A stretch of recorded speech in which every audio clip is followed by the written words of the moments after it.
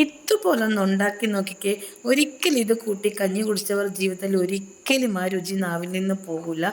നമ്മുടെ സ്വന്തം പറമ്പിൽ നിന്ന് പറിച്ച നമ്മുടെ മധുരമുള്ള മാങ്ങാപ്പഴയും അതുപോലെ വീടിൻ്റെ സൈഡിൽ ചട്ടിയിൽ വെച്ചുണ്ടായ കൊമ്പമുളകും അതുകൂടാതെ കടയിൽ നിന്ന് വാങ്ങിച്ച ഒരു കുഞ്ഞു കഷ്ണം സവോളയും കുറച്ച് ഇന്തുപ്പും ആദ്യം പച്ചമുളകും അതുപോലെ സവോളയും കൂടി നന്നായിട്ട് ഞെരണ്ടി എടുക്കണം.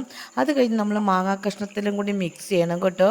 ഇങ്ങനെ ഒരിക്കൽ കഴിച്ചവർ പിന്നെ ഒരിക്കലും ഇത് ഉപേക്ഷിക്കൂല. അത്രയധികം ടേസ്റ്റാണ് കേട്ടോ.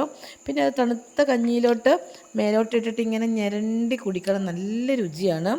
അങ്ങനെ ഞാനിന്ന് കഞ്ഞി കുടിക്കുന്ന ഇത് മാത്രം കൂട്ടിയ, വേറെയും കറികളുണ്ട്, പക്ഷേ ഇതിൻ്റെ കൂടെ വേറെ കറികളുടെ ഒരു ആവശ്യവും ഇല്ല കേട്ടോ.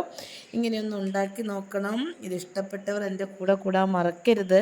അടുത്തൊരു കുഞ്ഞു വീഡിയോയുമായി വരുന്നത് വരെ ബായ്.